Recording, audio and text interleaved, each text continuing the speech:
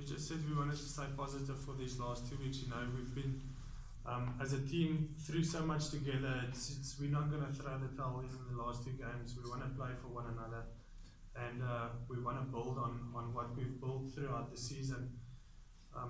You know, it wasn't all good for us, but never did I see any guy being negative. They were always positive, always wanted to learn, always wanted to go out and play and express himself. And I said to them after the game, I think I've got a lot more respect for all the guys that I've played with here this year than what I've got from guys that I played with that were really legends, Springbok rugby captains, and all of those guys. These guys just never surrendered. They never gave up, even though nothing went our way.